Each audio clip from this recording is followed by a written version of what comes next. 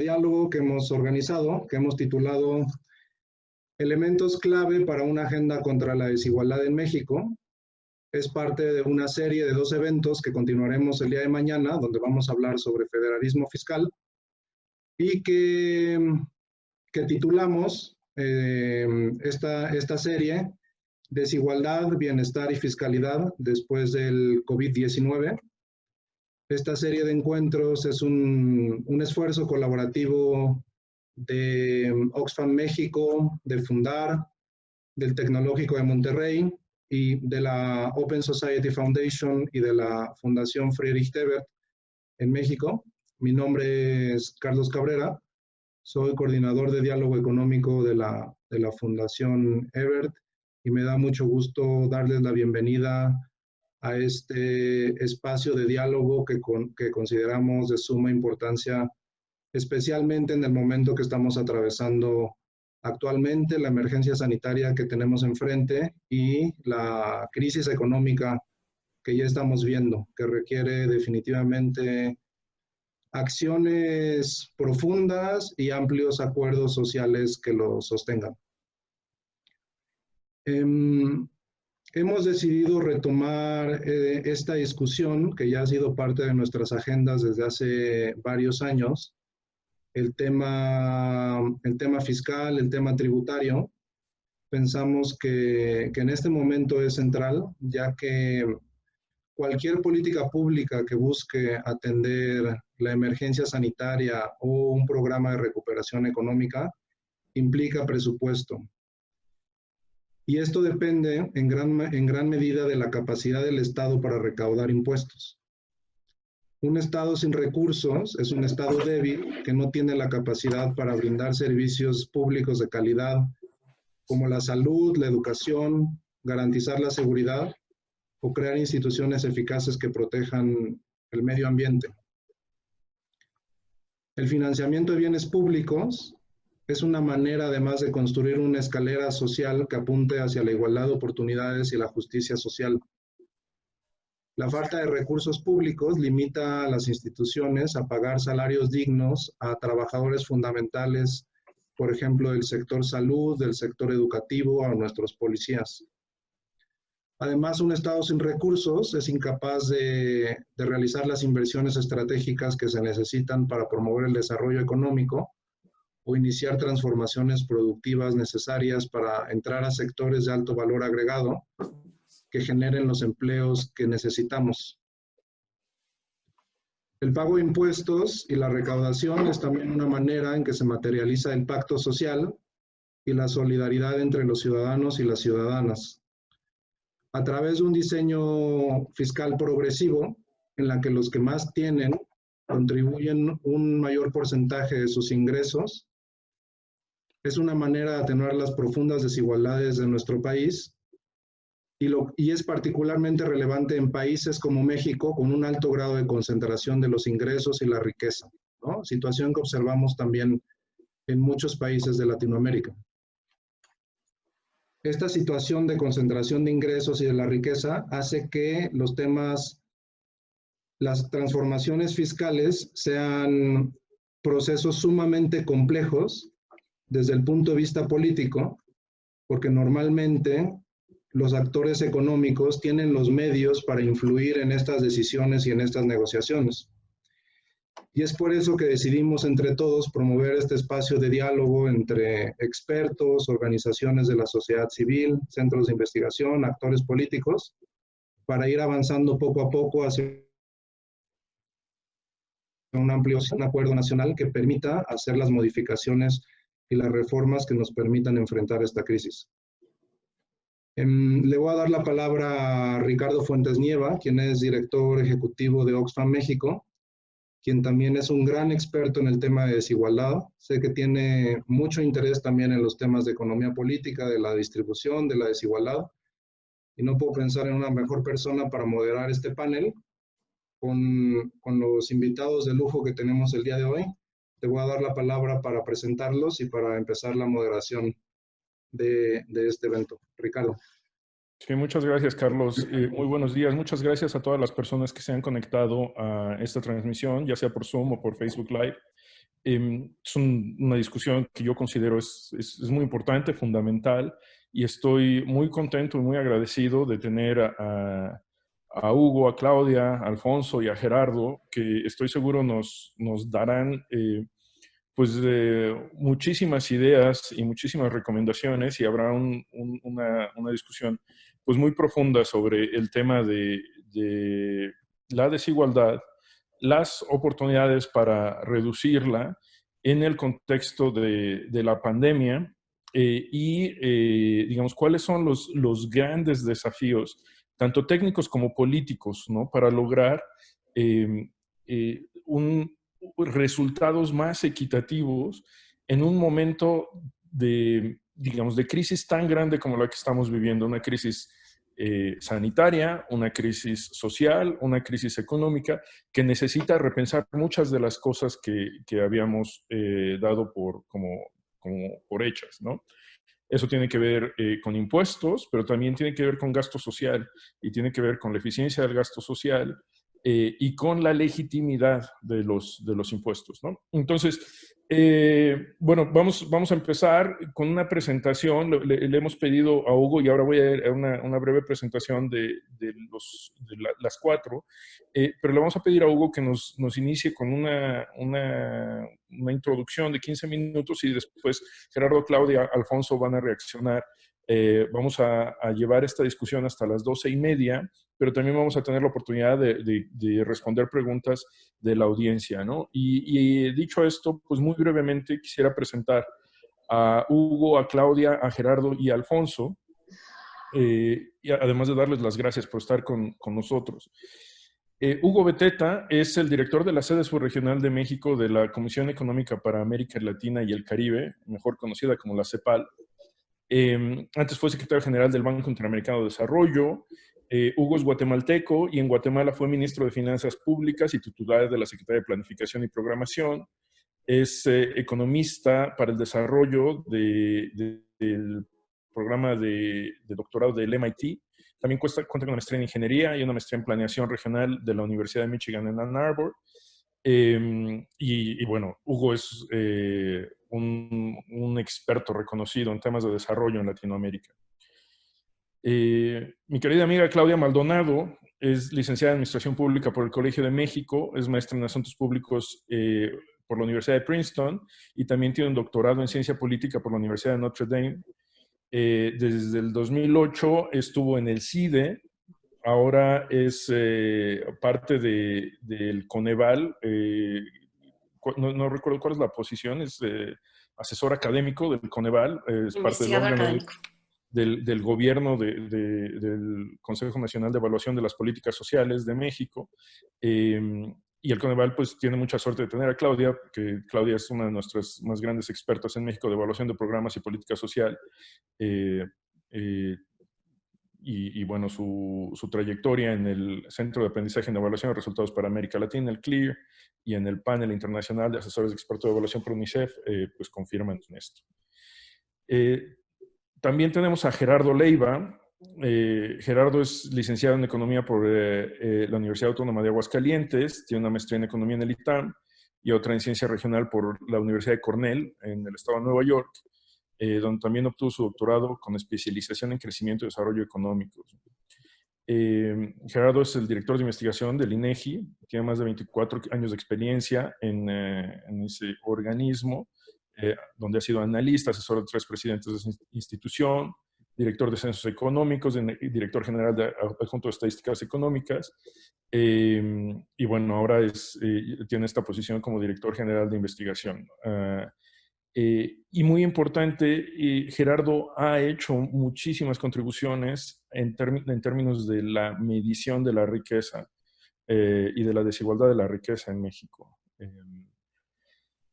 Finalmente tenemos, o sea, last but not least, dicen en Estados Unidos, tenemos a Alfonso Ramírez Cuellar, que actualmente es el presidente nacional de Morena. Alfonso es originario de Río Grande, Zacatecas. Estudió Antropología e Historia en la Escuela Nacional de Antropología e Historia. También estudió Derecho en la UNAM. Alfonso es un activista reconocidísimo en México por varias décadas. Ha sido militante en la corriente socialista, en el Partido Patriótico Revolucionario, en el Comité Ejecutivo Nacional del Partido Mexicano Socialista.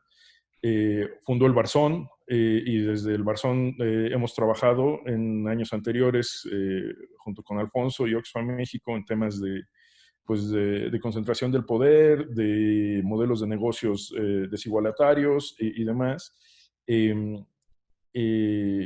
pero, digamos, uno de los resultados más importantes de la lucha del Barzón ha sido pues, el avance de los derechos campesinos, ¿no? Sobre todo en contra pues, de los abusos bancarios.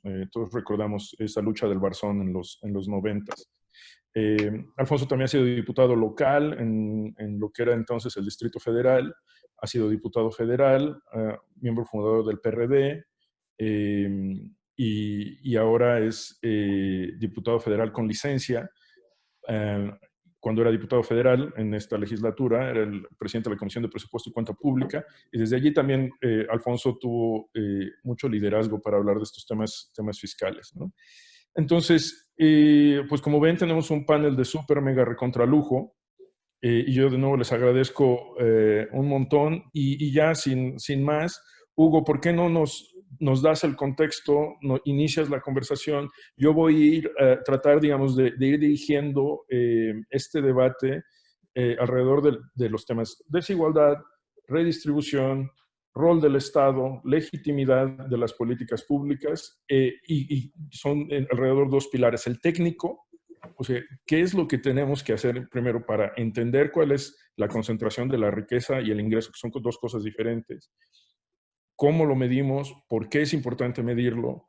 Y después, una vez que sepamos, digamos, o que digamos, tengamos ya mucha más claridad de qué es lo que el tamaño del problema, y en el contexto del COVID, ¿cómo lo solucionamos, no? Entonces, Hugo, adelante. ¿Me escucha, Ricardo? Sí. Ah, bueno. Bueno, pues no te escucho, pero voy a... ahora es mi conexión la que tiene estable, pero...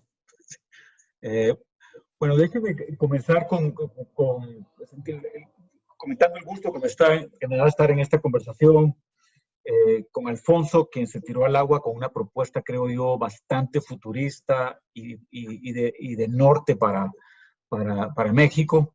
Por supuesto, con Claudia y con Gerardo, que han dedicado sus vidas a entender el tema de la desigualdad y tienen propuestas técnicas muy importantes. Y por supuesto con Ricardo y con Carlos por organizar esto y también estar muy comprometidos con el tema. Esta crisis, creo yo, es una crisis sin precedentes, que a la vez es una oportunidad sin precedentes para repensar el modelo. Un modelo donde sí la prosperidad y la eficiencia tengan un lugar, pero un lugar mucho más equilibrado con la justicia social y con la resiliencia y la defensa de la vida de los ecosistemas, de las personas. Entonces, estamos en una conversación en la cual es muy importante, creo yo, salir del atolladero donde estamos, pero no para regresar de donde salimos. Ayer un amigo en una conversación de una imagen que me impactó, que dijo, es como que un niño hubiera caído a un pozo. Y obviamente primero sacas al niño del pozo, pero luego tienes que cambiar las condiciones para que no vuelva a caer ahí. Y estas conversaciones yo creo que nos ayudan a construir una situación diferente. Estamos hablando, sí, de construir un pacto social renovado, y que yo creo que tiene que tener un par de pilares muy importantes. Uno es un régimen de bienestar, un régimen de bienestar del siglo XXI, desmercantilizado, universal y basado en derechos exigibles y judicializables. Pero esa conversación no la podemos tener si no vemos también el régimen de acumulación. Cómo producimos, cómo consumimos, cómo comerciamos. Porque muchos de estos temas, el régimen de bienestar y el régimen de acumulación del siglo XXI tienen que dialogar para lograr justicia social. No se puede terciarizar la justicia social solo en el régimen de bienestar, pero también para construir resiliencia y un nuevo concepto de prosperidad. Quisiera comenzar la conversación en elementos clave para una agenda de políticas públicas que promueva la igualdad. Estamos hablando solo de la igualdad, no estamos tanto centrados en la resiliencia o en la vulnerabilidad de los sistemas productivos, pero déjenme comenzar por ahí. Y ahí quisiera avanzar dos ideas para iniciar la conversación de cómo generar una agenda de políticas públicas que promuevan la igualdad. Primero, entender que no hay una bala de plata para abordar simultáneamente todos los desafíos de la desigualdad en una sociedad. Diversas políticas afectan diferenciadamente el ingreso de diversos grupos y su distribución. Por ejemplo, para aumentar los ingresos de la parte baja de la distribución de los más pobres, es esencial avanzar en las políticas educativas, de salud y los mercados laborales. Y es por eso que creo yo que es importante tener una visión más integral, y voy a hablar, digamos, dónde la parte fiscal entra, a mi parecer. Primero, en los temas de educación, es sumamente importante, como ya dije, avanzar en un acceso universal y desmercantilizado a la educación. ¿Por qué? Porque la educación media y superior son esenciales para la movilidad intergeneracional. ¿Cuántos no hemos escuchado la historia de un amigo que fue el primero en ir a la universidad? Bueno, Ricardo, yo creo que fuiste tú de los primeros en tu familia en ir a la universidad. Y ese acceso universal y desmercantilizado es esencial para mejorar la desigualdad, especialmente en la parte baja de la distribución. En nuestros países, la porción privada del gasto en educación excede el 65%, mientras en países como Alemania y en Escandinavia, la porción del gasto privado en educación es solo un 8% del gasto total. Entonces, ahí hay un bolsón muy importante en la educación pública, gratuita, de calidad, que obviamente evite que ese gasto y ese ingreso disponible se use en eso para nuestras familias. También es muy importante la organización de los sistemas de salud que hemos visto en la pandemia. La diferencia de vida entre un hombre blanco del ingreso más alto en Estados Unidos y un hombre negro del ingreso más bajo son 14 años en la expectativa de vida. La mala salud reduce las capacidades, por supuesto, productivas y de generar ingresos de los más pobres. Resulta también en menores ingresos disponibles y menor capacidad de ahorro a lo largo del ciclo de vida. Y en general, una mala salud también inhibe la movilidad social. Ahí hay otro bolsón de políticas muy importantes en la parte baja de la distribución. Y luego, por supuesto, además de estas medidas desmercantilizadas y de calidad para la educación y la salud, las instituciones del mercado laboral son esenciales para determinar la evolución de los ingresos en la parte baja de la distribución. El salario mínimo, la representación sindical, el seguro al desempleo, todo lo que es la formalización contractual para los jóvenes, es esencial. Del lado de la parte más alta de la distribución, los cambios en la progresividad tributaria son esenciales para explicar, digamos, el crecimiento del ingreso de los más ricos. La reducción de las tasas marginales del impuesto sobre la renta, la eliminación de los impuestos a la propiedad, a los activos financieros, son muy potentes para explicar por qué se da la gran concentración en el decil o el centil más alto de la distribución. Y es muy importante que así como tenemos como estrategia políticas centradas en la parte baja de la distribución, también las combinemos con tasas marginales altas y progresivas para reducir el ingreso en los deciles más altos, en los centiles inclusive más altos de la distribución. Estas tasas marginales de impuestos sobre la renta, especialmente la renta personal y sobre la propiedad de activos físicos y financieros, resultan en menos posibilidades de acumular y transmitir riqueza. Los impuestos a las herencias, por ejemplo. Y también generan menos rentas de capital a largo plazo que son heredables. Entonces también hay que tener un ojo puesto en las políticas tributarias aplicadas a los más ricos. La persistente reducción de tasas marginales aplicadas a la parte alta de la distribución en Estados Unidos especialmente es un importante, explica de una forma muy importante la evolución de la desigualdad y la concentración de los ingresos y la riqueza en los tramos más altos de la distribución. Entonces, no hay un silver bullet, yo creo que hay que actuar a lo largo de la distribución. Pero otro mensaje que yo quería poner en la conversación es que las políticas pro igualdad no solo pueden hacer una corrección ex post, como hace la política fiscal, y tendemos a verlo en la política fiscal, sino debe, por supuesto, incluir medidas ex ante, que hagan más igualitarias las remuneraciones antes de llegar a los impuestos. En algunos ámbitos han llamado las políticas ex post redistributivas y las políticas ex ante las predistributivas. Entonces, también otro mensaje es que es importante trabajar en los dos frentes, en cuando se genera el producto y se distribuye el ingreso, y luego cuando se redistribuye por la vía de los impuestos. ¿Qué políticas públicas hay para hacer ex ante? Ya hemos hablado, elevar el salario mínimo ha sido esencial en todos los países, la ruta de elevación del salario mínimo, que no hay que abandonarla. Por supuesto, impulsar la existencia de los sindicatos democráticos. Y ahí el ingreso ciudadano universal que la CEPAL ha impulsado tiene un aspecto de emancipación que rara vez se enfatiza.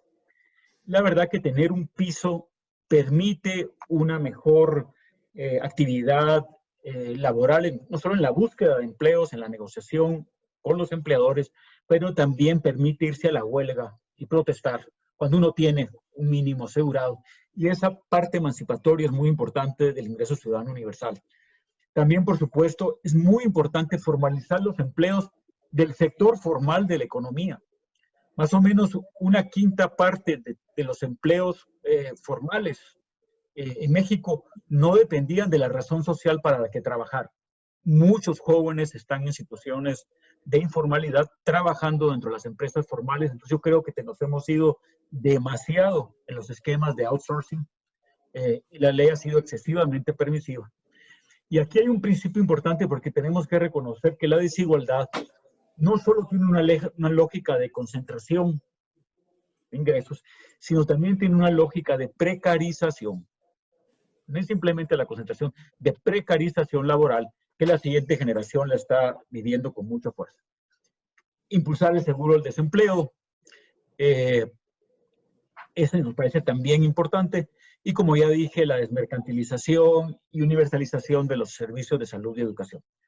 Creemos también sumamente importante para la agenda de la igualdad construir un sistema de cuidado universal que posibilite la autonomía de las mujeres, pero también el ejercicio de los derechos de los infantes y los adultos mayores. Servicios, digamos, de calidad. Eso debe ser parte de la agenda. Y por supuesto, tal vez el tema más esencial que creo yo que tiene que ver con el cambio en el régimen de acumulación y que cambia, creo, la esencia del capitalismo mexicano, es combatir el rentismo en la economía, consolidando la institucionalidad de competencia, de defensa del consumidor, de los derechos humanos. Pero en general me parece muy importante, y ese es un aspecto político creo que debemos explorar, el esfuerzo por separar el poder económico del poder político. Evitar la captura del Estado, los privilegios, por supuesto. Entonces, entender que también la desigualdad no solo es un asunto de políticas, sino de cambio de regímenes de acumulación y de regímenes de bienestar. Las políticas progresistas ex post, Carlos ya habló un poco de ella en su introducción, por supuesto tiene que ver con la política fiscal, y ahí estamos hablando de incrementar los impuestos, especialmente el ingreso sobre la renta, el impuesto sobre la renta, a las personas. El de las empresas no está tan desfasado, el de las personas. Y ahí tenemos que, creo, estar claros de dos narrativas. La evidencia histórica sugiere que altas tasas marginales del impuesto sobre la renta personal coincidieron con robustas tasas de crecimiento económico entre los 50 y los 80. En los periodos cuando las tasas marginales del ISR personal en todo el mundo estaban altas, fueron periodos donde hubo episodios de altísimo crecimiento. Entonces es falso que las altas tasas de impuestos sobre la renta personal inhiben el crecimiento económico. Y otra cosa que ha salido a la luz es que cuando se han ido bajando las tasas al impuesto sobre la renta, en realidad, donde han caído ese tipo de exoneraciones y bajas a las tasas, han resultado en aumentos de impuestos a las clases medias.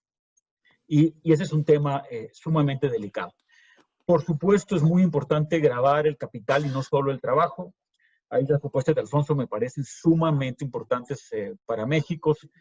Diseñar impuestos altamente progresivos para los activos financieros, desincentivar la especulación financiera, cobrar el impuesto a la plusvalía en las áreas urbanas. Acuérdense en la discusión de la Constitución de la Ciudad de México, la campaña de desinformación que hubo porque estaban proponiendo exactamente un impuesto a la plusvalía. Ese tema de gravar el capital y no solo el trabajo creo que es una asignatura muy pendiente en toda América Latina. Y por supuesto, reducir el gasto tributario. Todas las exenciones, incentivos, exoneraciones, privilegios fiscales vigentes, todo tipo de diferimientos, sistemas de depreciación acelerada. En el caso de México y Centroamérica, representaban 4.3% del PIB en el 2017 y estaba creciendo. O sea, en general, el gasto tributario en la mayoría de los países es mayor que el paquete anunciado para la emergencia de la pandemia, ¿no? Y finalmente, un par de cosas que creo que pueden mencionarse es la regulación del uso del suelo y del mercado inmobiliario para el derecho a una vivienda digna. La vivienda es el principal activo de los pobres. Muchos estudios han dicho también que el lugar donde los jóvenes viven determina en mucha medida su destino, así como el origen de los padres es destino. El lugar donde vives en gran parte es destino. Entonces también habría que haber medidas de uso de suelo y regulación del mercado inmobiliario para lograr vecindarios mucho más mezclados y diversos. Y por último, con una nota de esperanza, creo que fortalecer el músculo de la SAT del SAT, en mi país es superintendencia, es femenino, aquí es el SAT, para auditar a los grandes contribuyentes, cobrar acuerdos reparatorios e impulsar acciones penales para cubrir adeudos fiscales. Ese músculo para el SAT me parece importante. Eso ha ido avanzando en México. Hay una Procuraduría Fiscal especializada que no todos los países la tienen. Pero además, aquí se puede acusar no solo al representante legal, sino al Consejo de Administración. Y un juez puede inclusive ordenar la disolución y liquidación de una persona moral.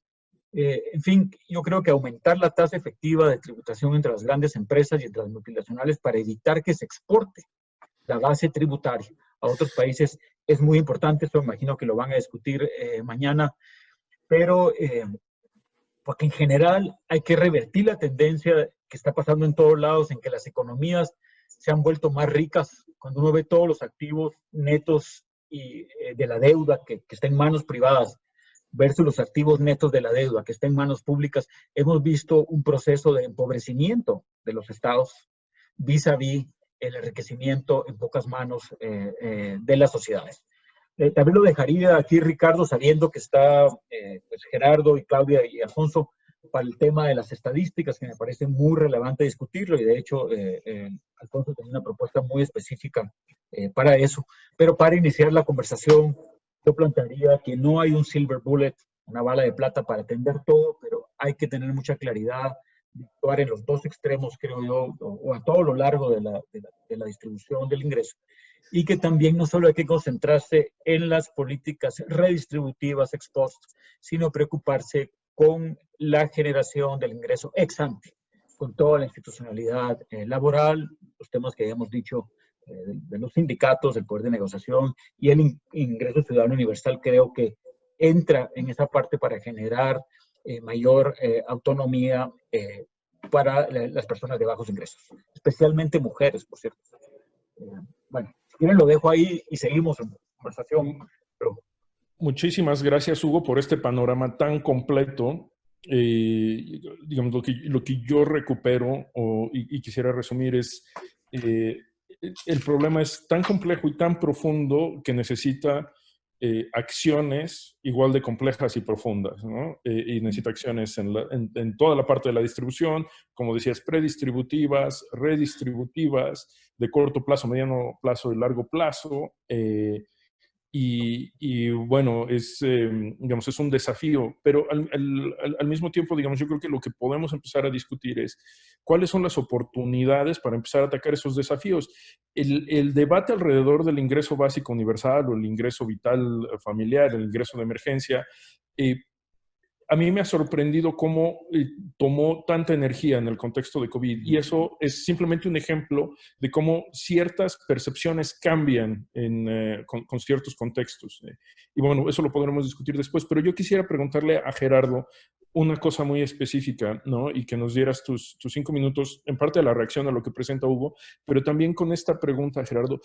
Hugo habla de estos procesos de acumulación.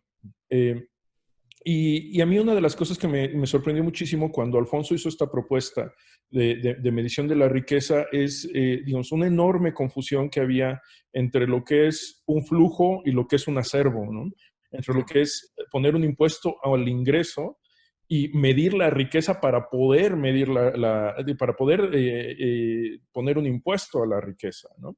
Y tú has hecho mucho trabajo sobre esto, entonces la pregunta es, digamos, ¿qué nos puedes contar entre, digamos, esa diferencia entre la concentración de ingreso, la concentración de riqueza en México, y por qué existe esta confusión desde tu punto de vista, y qué es lo que podemos hacer para avanzar digamos, ese debate? Porque yo estoy muy de acuerdo con Hugo que si no atacamos los procesos de acumulación, y los procesos de acumulación más desigualadores tienen que ver con los acervos, con los activos, con la riqueza, no necesariamente con el ingreso, pues nos va a costar mucho trabajo construir una sociedad más igualitaria, más justa, ¿no? Pero esa discusión alrededor de la propuesta de Alfonso a mí me sorprendió mucho. Sí, bien, pues muchas gracias, Ricardo. Mira, en realidad a mí también me sorprendió muchísimo la confusión que en algunos casos parecía legítima y en otros casos parecía a propósito en torno a esta propuesta respecto de flujos y acervos, ¿no? Entonces, digo, para empezar, cuando hablamos de ingresos, hablamos de flujos, es una cantidad de dinero que se recibe durante un periodo determinado. Cuando hablamos de acervos, hablamos de valores acumulados que se han logrado ir sumando a lo largo del tiempo y que conforman stocks. Entonces, una persona puede tener relativamente bajos ingresos, por ejemplo, en esta situación de crisis, ¿no? Es muy distinto que alguien de repente se quede sin su flujo regular de ingresos, pero que tenga un stock acumulado, un acervo que le permite echar mano para enfrentar la crisis, ¿no? Entonces, esos acervos pueden ser financieros o no financieros. Si son financieros, seguramente tiene dinero en el banco y puede ir sacando ese dinero en lo que la empresa puede volver a funcionar, y mientras tanto esa persona puede seguir pagando sus deudas, haciendo sus compras regulares, incluso pagándole a sus empleados durante el tiempo del cierre forzoso. Pero si alguien que tenía los mismos ingresos no tiene esos recursos financieros a la mano, como stocks, pues difícilmente va a poder pasar bien por el bache económico que implica el cierre forzoso a causa del COVID, ¿no? Entonces, tiene enorme diferencia entre acervos y flujos, pero normalmente la gente que tiene mayores ingresos también tiene mayores acervos. En México hemos intentado medir la distribución del ingreso a lo largo de muchos, muchos años. Y yo creo que el buque insignia de esa medición es la Encuesta Nacional de Ingresos y Gastos de los Hogares, pues que es la que se ha usado para medir la pobreza, y que, digamos, cuando se reportan los indicadores de desigualdad en el país, usualmente se referencia a esa encuesta. Recordemos, desigualdad en la distribución del ingreso. Sin embargo, en la medición del ingreso tenemos problemas. Prácticamente en todos los países del mundo donde se levantan ese tipo de encuestas, no se alcanza a captar, a reportar de manera adecuada la parte alta de la distribución. Y entonces, pues no vemos con claridad la verdadera desigualdad en la distribución. Y en países como México, donde sabemos que tenemos personas que tienen ingresos extraordinariamente altos, entre los más altos del mundo, si esas personas no caen en la encuesta, pues vamos a tener muy subestimada la desigualdad. Vamos a tener muy subestimada la parte más alta de la distribución. Por darles un dato, la encuesta de ingresos y gastos de los hogares te dice que el 10º decil aporta aproximadamente el 10% del ingreso total de los hogares, el 33% del ingreso total de los hogares, cuando en realidad, digamos, los distintos estudios que se han hecho combinando la información de la encuesta con la información de cuentas nacionales y del SAT, por ejemplo, que hemos hecho nosotros y varios otros investigadores, pues demuestra que no es el 33%, sino que es arriba del 50%, y que el 1% de los hogares con mayores ingresos pues se lleva cerca del 20% del ingreso total, y que el 0.1 de los hogares con mayores ingresos se lleva cerca del 5% del ingreso total. Entonces, si tomamos en cuenta que el 50% de los hogares con menores ingresos se llevaría como 12% del ingreso total, pues las disparidades son muy evidentes. Pero esto es nada más lo que podemos ver a través de la distribución del ingreso. Si vemos si viéramos la distribución de los acervos, ya fuera financieros o no financieros, de capital de los hogares, pues seguramente estaríamos ante una estructura de distribución de la riqueza, en ese caso, pues bastante más aguda que la que podemos ver a partir del ingreso. Sin embargo, no tenemos hasta el momento reportes estadísticos sobre el tema. El INEGI acaba de levantar una encuesta sobre acervos financieros de los hogares que creo que se va a publicar a fines de este año. Pero en otros países es, digamos, común y corriente que se reporten este tipo de encuestas. Yo creo que tenemos que tomar con cuidado los resultados, porque seguramente vamos a tener otro problema de subestimación en la parte alta de la distribución. Simplemente el diseño de la muestra, aunque en este caso se hizo con un sobremuestreo en la parte alta de la distribución, pues siempre implica problemas de truncamiento. Y también de su reporte, la gente que no te da necesariamente la información verdadera, y que seguramente miente más a medida que tiene ingresos o riqueza más alta por razones naturales, ¿no? Porque tiene miedo a la delincuencia, porque tiene miedo de que esa información vaya para manos del SAT.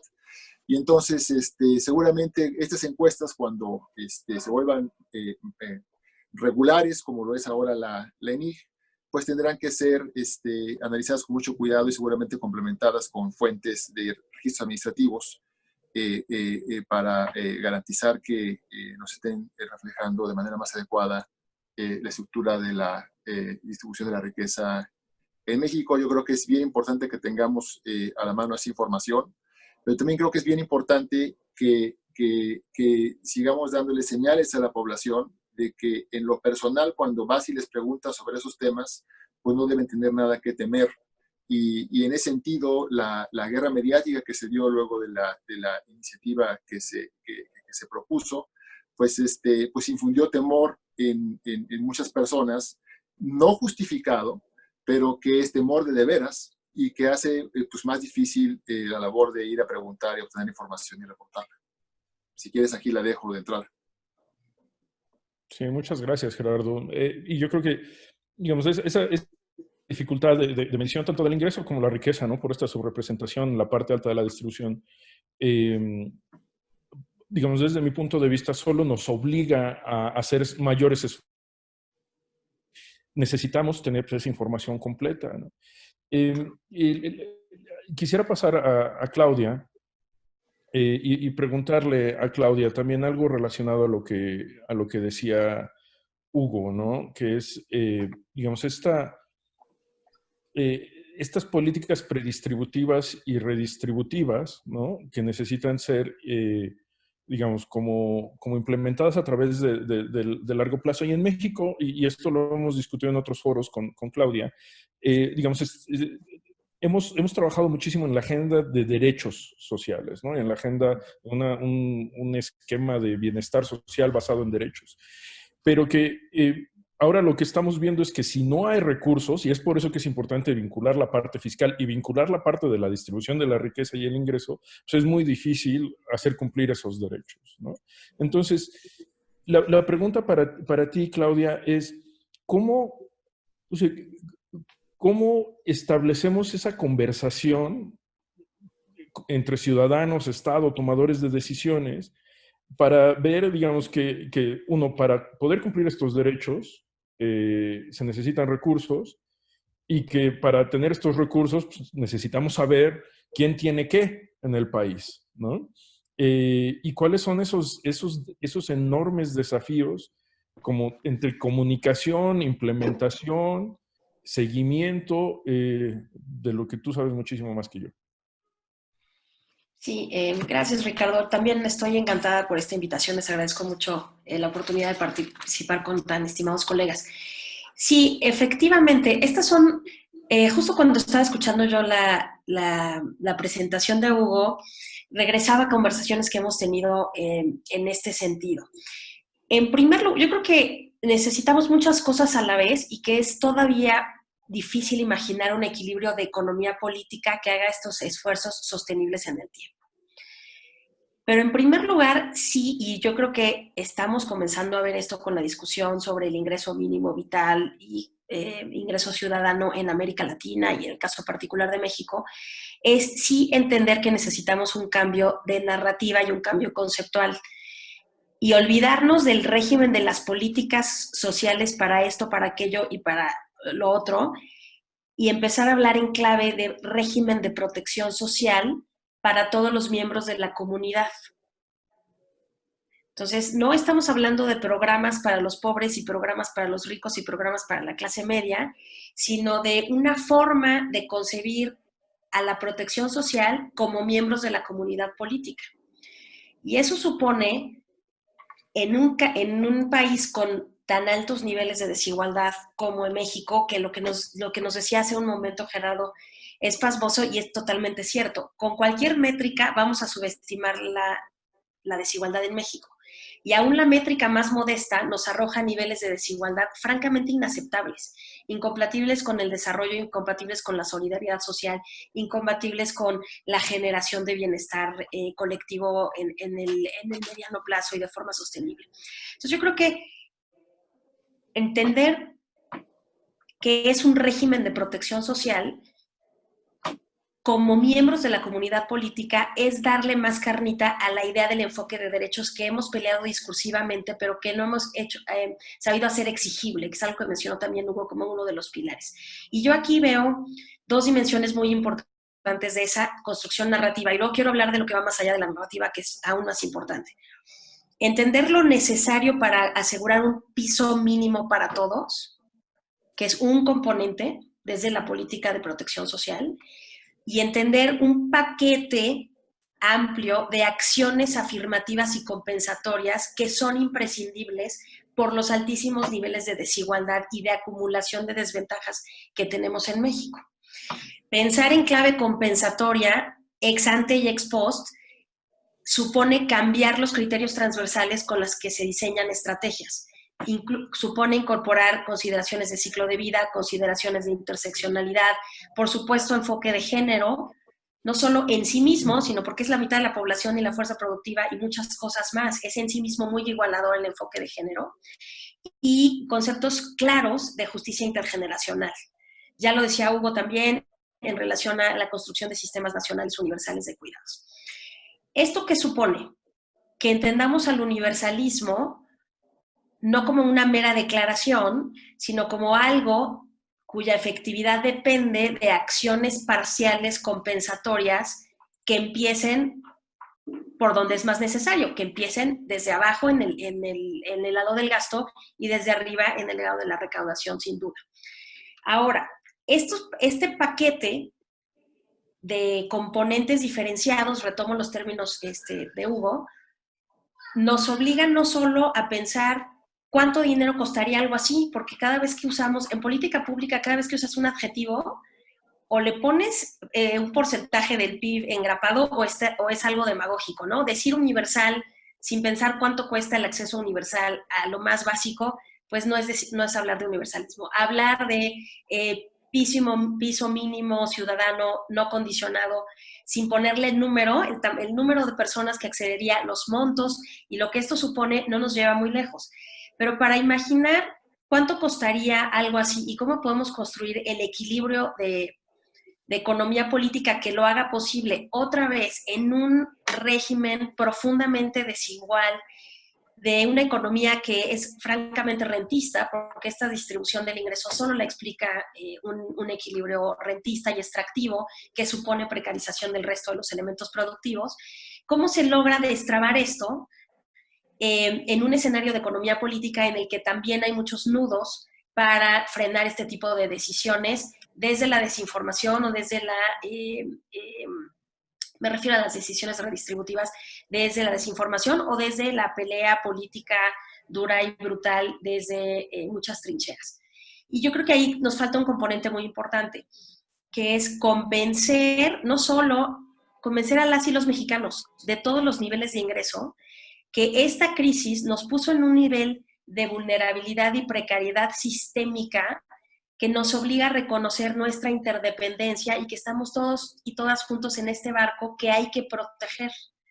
Creo que la crisis nos da la oportunidad idónea, quizá inmejorable, para construir esta narrativa de solidaridad social, pero desde un punto de vista no estrictamente valorativo, sino de qué nos conviene, en qué país nos conviene vivir a todos las y los mexicanos y a qué país queremos que vivan nuestros hijos.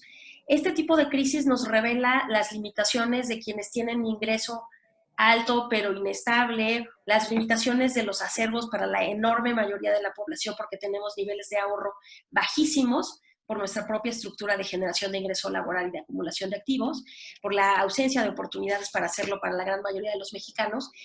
Y entonces, otra cosa que yo, y no tengo la solución, pero quiero plantear para que lo discutamos, es la importancia de construir confianza en la necesidad y en la viabilidad de estas propuestas desde tres dimensiones. En primer lugar, es impensable construir confianza para un equilibrio recaudatorio más progresivo si no tenemos claridad sobre el uso eficaz, transparente y progresivo del gasto público. Porque otra cosa que no discutimos es que las políticas públicas en México son regresivas en su inmensa mayoría. O sea, no solo estamos en un ecosistema de desigualdad, sino que digamos, el quehacer gubernamental y la acción colectiva conjunta para resolver problemas públicos y sociales reproducen esa misma desigualdad, por diseño, por autoselección, por problemas de implementación, por lo que sea. Al final del camino de cada peso público, pues ahí varían la información, pero entre 70 y 85% es regresivo de cada peso público que sale. Y eso ya nos pone en otro problema. Y según este paquete de decisiones y de opciones que necesitamos, tiene que estar informado en evidencia y en el mejor conocimiento social sobre lo que funciona. Ahí tenemos que evitar el enorme riesgo de reinventar el agua tibia y optar por decisiones que se sabe que pueden tener efectos contraproducentes o resistencia masiva en las que nos sale más caro el caldo que las albóndigas, por decirlo de manera muy coloquial. Pero también entender que hay áreas de política pública que estratégicamente son más igualitarias y son más importantes. Un ejemplo muy básico, infancia temprana. Hay mucha evidencia del enorme potencial de enfocarnos a infancia temprana porque es el mejor espacio igualador, porque tiene una repercusión a lo largo del ciclo de vida y porque sí es un game changer en muchos sentidos, ¿no? Sí cambia las reglas del juego para esas cohortes que tienen acceso a protección social con enfoque de infancia temprana de verdad. En las etapas tempranas de la educación, lo mismo. Entonces, bueno, los tres dimensiones que quiero destacar. Uno, cómo construimos confianza para generar aceptabilidad social y política de un esfuerzo social compartido para revertir la enorme desigualdad y desprotección social de la mayoría de los mexicanos que nos afecta a todos. Y que eso debería ser el fundamento práctico para la solidaridad y para construir una sociedad con resiliencia. Segundo, que nuestros paquetes de políticas no sean paquetes de ocurrencias. Esto es algo que se discutió mucho hace 20 años, cuando empezaba la discusión sobre ingreso mínimo ciudadano, ¿no? La primer pelea que había que dar era derrotar el argumento de que era fiscalmente imposible o que iba a fomentar el ocio, desincentivar el trabajo, la productividad, la innovación, etcétera, etcétera. Ese mismo tipo de argumentos lo vamos a enfrentar con todos los paquetes redistributivos, con medir la riqueza, con aumentar los impuestos, con generar incentivos, otros componentes que son importantes. Adoptar medidas igualadoras y compensatorias en todo lo que hacemos. Eso incluye compras gubernamentales, contratación gubernamental, métodos de selección al servicio público, métodos de ingreso a las instituciones de élite. O sea, pensar en clave igualitaria no es tener unas políticas que creemos que llegan a la base de la pirámide. Es tener una columna vertebral que piensa constantemente que en un país desigual es necesario adoptar medidas compensatorias agresivas hasta que lleguemos a la igualdad, ¿no? Que es el argumento que se ha trabajado mucho desde el enfoque de género y creo que por ahí tenemos que trabajar. Y el tercer componente es por dónde empezar. Tenemos mucha claridad, al menos en la investigación académica, de qué tipo de políticas pueden llegar a los niveles más bajos de ingreso y oportunidades y qué tipo de políticas dependen de la cooperación de los niveles más altos de ingreso. Pero tenemos menos claridad de qué pasa con esa difusa, frágil y permeable clase media mexicana que ocupa un papel político muy importante en la construcción de este tipo de narrativas y que me atrevo a decir que son los actores pivotales que podrían abanderar una coalición distributiva distinta en este contexto.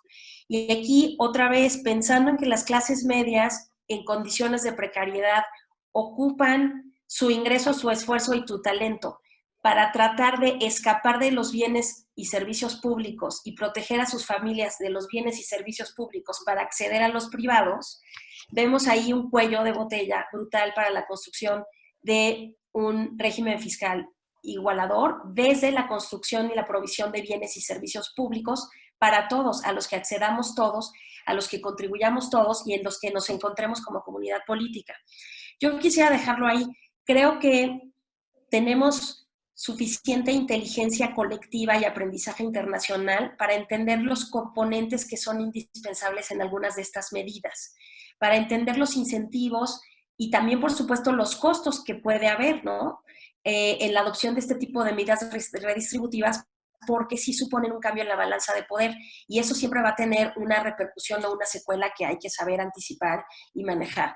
Pero creo que una cosa que no hemos pensado muy bien es cómo reconstruir los acuerdos que dieron origen a los estados de bienestar pioneros, que fueron grandes acuerdos parlamentarios con una base social enorme en un momento particular de crisis con, digamos, en paralelo con un proceso industrial de acumulación muy específico. Ahora lo que tenemos, en mi opinión, es una crisis brutal con mucha incertidumbre sobre cuál es el modelo de acumulación resultante o cuál es el nuevo modelo de acumulación que tenemos en esta etapa del capitalismo tardío, pero al mismo tiempo necesitamos las mismas herramientas de la democracia liberal del siglo pasado. Necesitamos un acuerdo parlamentario macro que vaya más allá de las mayorías simples, que cuente con un respaldo social articulado y movilizado. Y para generar eso necesitamos como ciudadanos un paquete completo y un mapa de ruta que suponga una visión de futuro y una visión de qué tenemos que hacer en el primer kilómetro del maratón. Y no pensar es que queremos como Suecia o como Finlandia, que es lo que solemos hacer quienes creemos en las políticas progresivas, sino pensar cómo aquí y ahora en México corremos el primer kilómetro del maratón cuando aspiramos a vivir en un país con protección social mínima asegurada para todos y con oportunidades para el desarrollo igualitario en el largo plazo. Ahí lo dejo. Muchísimas gracias, Claudia.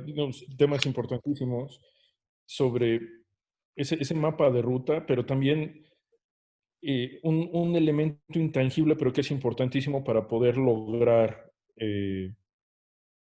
pues los cambios, ¿no?, en el régimen de protección que mencionas, que es la confianza. La confianza muchas veces, digamos, como no se ve, como no se toca,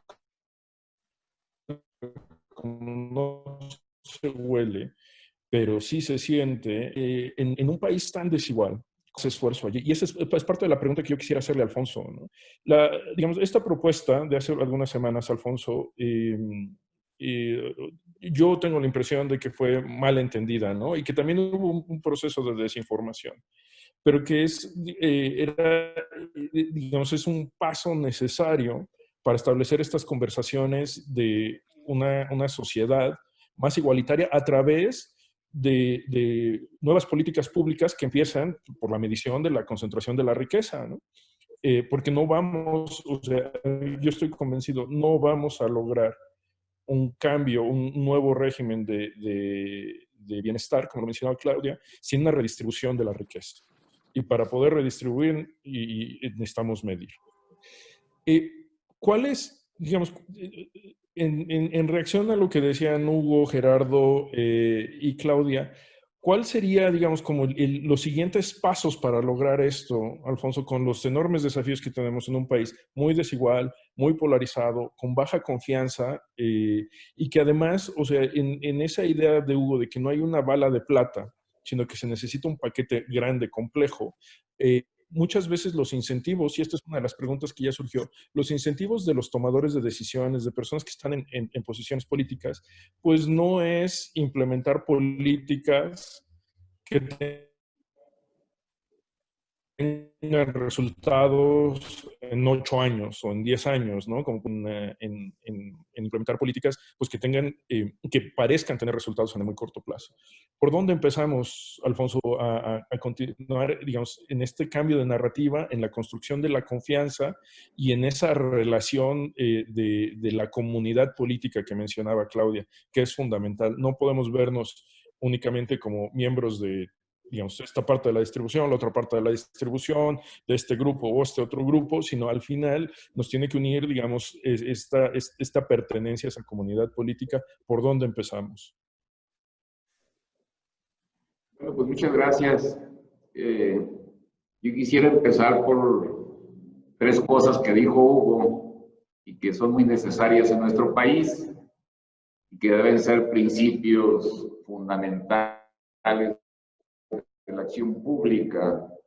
La primera de ellas es, pues, una verdad quizá muy conocida, de que no puede haber estado de bienestar cuando el Estado tiene una precariedad fiscal y financiera. Un Estado pobre no puede convertirse en un estado de bienestar. En segundo lugar, no va a haber separación entre el poder político y el poder económico si no tenemos un Estado fuerte que tenga finanzas públicas sanas y que tenga también capacidad creciente de inversión. Y en tercer lugar, pues llegar a la conclusión de que venimos de una etapa de empobrecimiento y de destrucción de una enorme cantidad de activos públicos.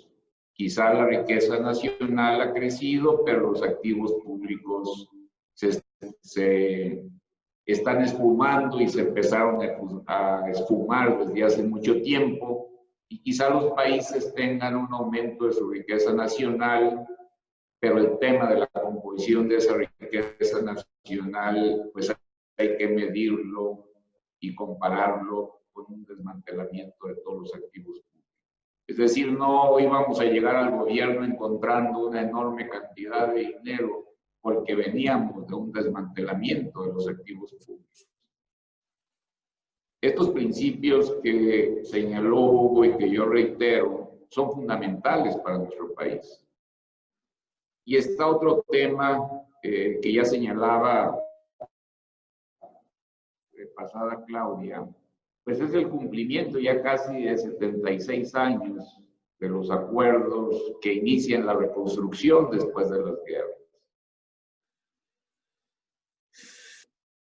Casi los estados de bienestar surgen después de las guerras, son producto de las guerras. Quizá el caso de España y de Portugal pues surgen de un acuerdo parlamentario y un consenso democrático de sus países, pero hoy estamos en la misma situación que se vivía en 1944, ese 22 de julio, donde se reúnen y se hace esta famosa conferencia. Y entonces nos damos cuenta que una crisis de la magnitud como la que tenemos ahora se está enfrentando desde la trinchera de los propios países, de los países en sí mismos. Y no se está enfrentando con un acuerdo también de carácter internacional. Hay al contrario, en vez de ver un nuevo pacto, como aquel que se estableció hace 76 años, pues hoy lo que estamos observando es la actitud de países que se encierran y empiezan a luchar por todo. Es la lucha por los respiradores y los equipos médicos. Ya se había presentado también en la influencia H1N1 y lo vamos a ver con mayor fuerza cuando empecemos a ver los montos y las propiedades del financiamiento y la distribución de las vacunas. Es decir, ni siquiera tenemos ni hemos podido discutir un acuerdo internacional, ya no solamente en lo que se refiere a respiradores, a equipamiento médico para enfrentar los niveles de atención a millones de enfermos en el mundo, sino que todavía ni siquiera llegamos a un acuerdo en cuanto a cómo financiar, cómo distribuir y cómo hacer llegar a las poblaciones la vacuna cuando ésta se encuentre. El otro tema, pues, es el tema de la reconstrucción. Estamos en estos momentos discutiendo el tema de la reconstrucción y creo que hay dos vías muy importantes. Una de ellas es todo el acuerdo fiscal que ha venido promoviendo la CEPAL y lo podemos conjuntar muy bien con las discusiones y los reportes finales de la OECD en materia de BEPS. ¿Qué es lo que yo quiero decir? Que debemos exigir que se aceleren las conclusiones de la OECD y los acuerdos internacionales en este plan de acción contra la erosión de la base imponible y el traslado de los beneficios. Un tema fundamental es comercio electrónico. Avanzamos aquí en noviembre del año pasado, pero solamente pudimos establecer el tema del IVA. Nos quedó pendiente el tema del establecimiento permanente, la posibilidad de un impuesto especial y, por lo tanto, también el establecimiento del impuesto sobre la renta a esta gran industria que representa y de ganancias millonarias que han crecido ahora con la emergencia, que es el comercio electrónico. Yo creo que ahí está un punto pendiente. El otro punto que sigue pendiente y que es muy gravoso para nuestras economías es el de los precios de transferencia, que no hemos todavía avanzado prácticamente nada. Es una evasión y un saqueo fiscal de muchísimas economías, principalmente los países en desarrollo. Aquí en México, en noviembre pasado, aprovechamos los avances en el reporte final de la OECD en materia de planeación fiscal agresiva, pero todavía estamos en pañales. Creo que hay que avanzar más. Y está también el tema de la reducción de los intereses de las multinacionales, que aquí no fue fácil, fue una lucha muy fuerte en la Cámara de Diputados. Incluso gente de Morena tenía una posición totalmente regresiva para beneficiar a las multinacionales en la reducción de los intereses. Y están otros dos temas que son fundamentales, que son los impuestos a las emisiones de carbono y el tema de la comida chatarra.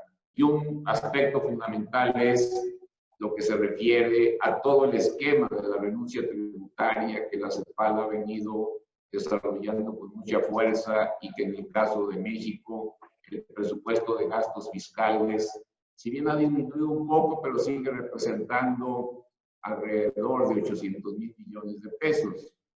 Entonces me parece a mí que tenemos ya este marco, estos avances, estas discusiones que nos pueden ayudar a ir integrando un acuerdo de carácter internacional.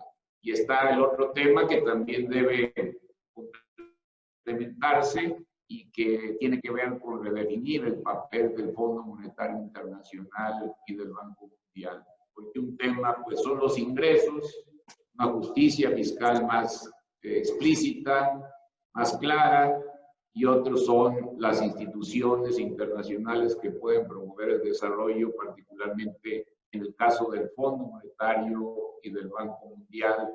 Creo que pudieran también, y de hecho, en una forma desordenada, un poco anárquica, espontánea, pues vienen caminando, siento yo, en un sentido positivo. Ya no hay cartas de intención, no hay exigencias de una austeridad draconiana como la que se impuso hace algunas décadas, cuando el fondo prestaba y exigía pues prácticamente el sacrificio en el desarrollo de los países, pero creo que estamos ante la necesidad de darle una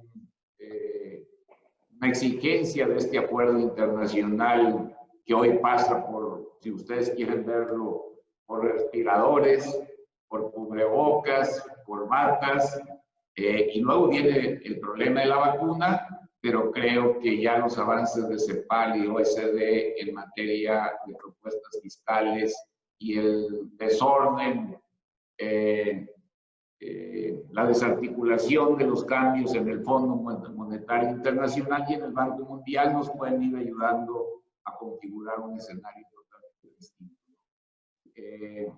Un tema que ha estado presente, que no lo trae el BEPS, lo señala con mucha claridad la CEPAL, pues es este asunto de la riqueza. Y hay que decir que después de que terminó la guerra, y casi cuando terminan todas las guerras, pues el asunto de gravar la riqueza se convierte en un punto fundamental que genera pues, prosperidad y desarrollo, como ya lo señalaba también hace un momento, donde las tasas marginales de impuestos sobre la renta, lejos de inhibir la inversión, pues permitieron la prosperidad de los países y la construcción de los estados de bienestar. Entonces, que hubo un paréntesis histórico, pues sí es cierto, hubo un paréntesis histórico de 30 o 40 años, pero yo creo que después de la crisis del 2008, nuevamente todas estas concepciones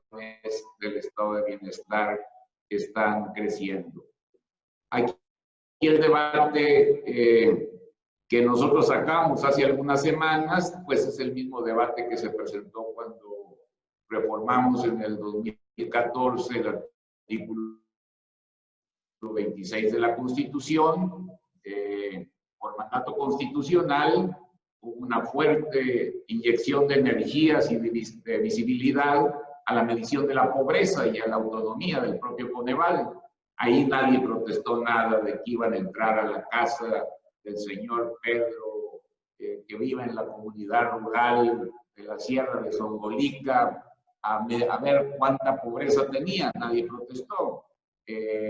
No, aquí lo que estamos nosotros diciendo es de que así como en el 2014 el tema de la medición de la pobreza alcanzó un rango constitucional, yo siento que también el tema de la medición de la riqueza, sobre todo de la alta concentración de la riqueza, tiene que tener este rango constitucional para hacer más visible un fenómeno que es lacerante y que es fuente también importante de la desigualdad.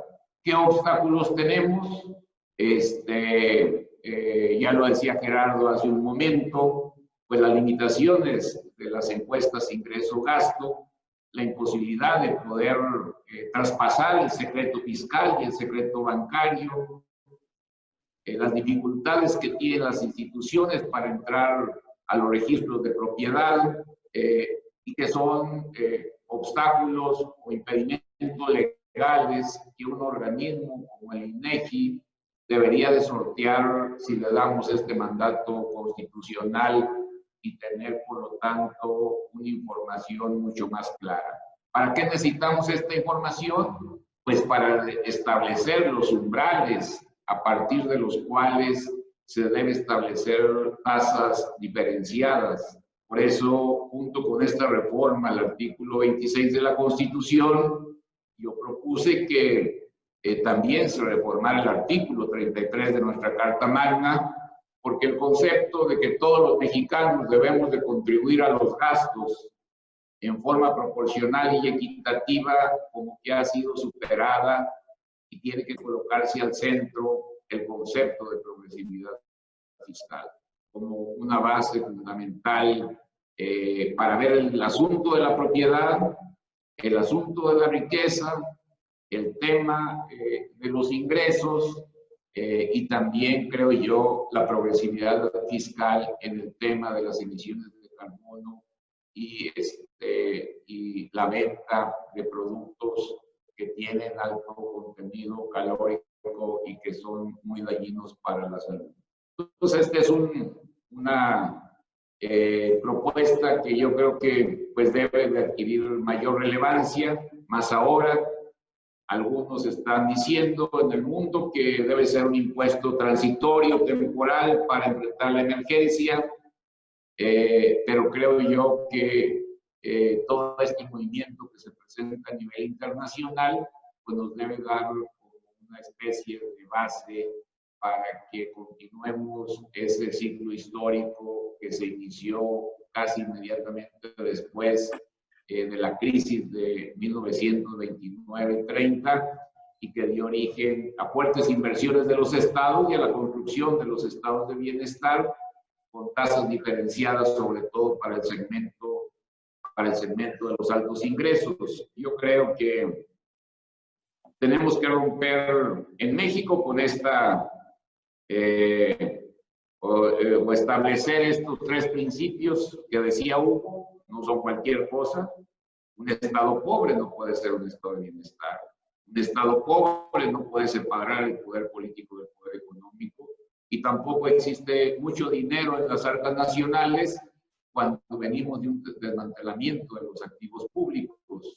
Algo que tenemos que romper es enfrentar esta emergencia y esta crisis desde el punto de vista de los países en aislamiento o atrincherados en sus propias medidas fiscales, económicas, de salud, sino que necesitamos un mayor protagonismo de nuestros gobiernos para resolver problemas como la vacuna, el financiamiento, la investigación, la distribución de la vacuna, para ir acelerando los reportes finales en las discusiones que tiene la OECD en materia de justicia fiscal, para retomar las recomendaciones de la CEPAL también en materia tributaria y para cambiar el papel del Fondo Monetario Internacional y del Banco Mundial en un momento en que se pone al centro también, junto con la fortaleza fiscal de los estados, también se pone al centro el tema de la recuperación de las economías y el fortalecimiento de los servicios de salud. Y quiero concluir yo con algo que decía Claudia. Si nosotros revisamos el artículo 4 de nuestra Constitución, ahí traemos derechos y traemos programas y traemos todo. Es como una especie de cajón desastre donde le metemos todo. Son programas a veces coyunturales, son derechos universales, pero si ya establecemos ahí el estado de bienestar, eso nos va a permitir ir construyendo y definiendo desde el punto de vista constitucional y con sustento financiero, pues los grandes sistemas universales, uno en materia de salud, el otro en materia de educación, el otro en materia de ingreso básico y el otro gran sistema universal en materia de desempleo. Creo que si el artículo 4 de la Constitución nos abre la puerta para plasmar la existencia en México de un estado de bienestar y la configuración de estos 4 sistemas universales de protección, pues que, me parece a mí que entonces pues debemos irnos a reformar también el artículo 26 para establecer la progresividad como mandato constitucional en la colaboración y en la obligación de contribuir a los gastos del Estado por parte de todos los mexicanos en función de su ingreso. Y un tema central que también ha planteado la CEPAL y que ustedes lo van a ver el día de mañana es la situación tan frágil de los gobiernos subnacionales. Creo que el tema que ustedes van a tocar el día de mañana, no solamente en México se presenta esta especie de convulsión y de contradicciones entre gobiernos municipales, estatales y federales en el marco de los gastos para enfrentar la emergencia. Creo que es también un tema internacional, pero me parece a mí que también pues, llegó el momento de una mayor responsabilidad fiscal, una mejor racionalidad de los gastos y una actualización de las fuentes de financiamiento y de sostenibilidad de los gobiernos municipales y los gobiernos estatales, porque este es el otro gran tema también que tenemos que discutir para llegar, pues yo quisiera que pronto a un acuerdo nacional. Los países no van a salir solos si no hay un acuerdo internacional y los países solos y por sí mismos no van a llegar a ningún lado si no hay un acuerdo internacional, empezando por tener un diagnóstico común y ver un esfuerzo muy grande de solidaridad entre todos los sectores y todos los poderes públicos. Yo creo que pues ahí están muchas de las alternativas, vamos a ordenarlas, ojalá y se pudiera presentar nuevamente una gran movilización en el mundo, como la que vimos después de la crisis del 2008, porque todo esto, pues, son decisiones políticas. Todo esto son decisiones políticas, no requieren mayor ciencia, sino la decisión de tomar decisiones políticas, y a veces estas decisiones políticas se toman por la emergencia, por el acuerdo o por la presión social, y creo que no estamos entendiendo la magnitud de la emergencia, no estamos construyendo los grandes acuerdos nacionales, pues entonces tenemos que completarla con una gran presión de todas las sociedades de los distintos países del mundo. Y ojalá y sean presiones ordenadas y no tengamos revueltas de gente que salga a la calle pidiendo trabajo, exigiendo empleo, o de empresarios que quieren mayor contundencia para salvar sus pequeños y medianos negocios. Ojalá que mejor la estabilidad política pues se logre, porque es la base de hacer estas transformaciones. Pues muchas gracias. Muchas gracias, Alfonso.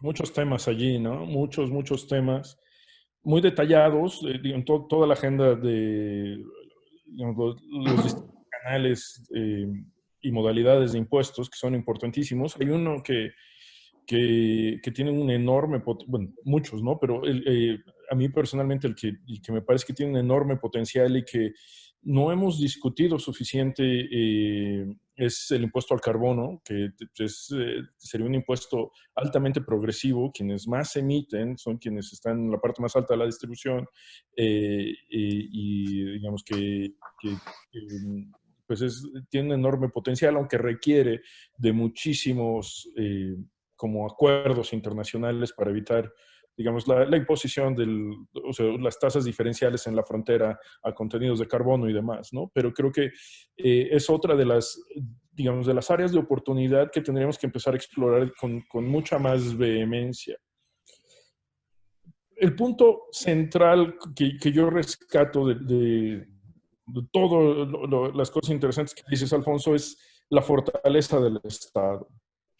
No vamos a salir de esto sin estados fuertes, ¿no? Y yo creo que es parte digamos, como de esa especie como de círculo vicioso en el que estamos, ¿no? Y en Latinoamérica, no solo en México, ¿no? O sea, lo que estamos viendo es Latinoamérica ha tenido una pandemia mucho más larga, en parte, digamos, por su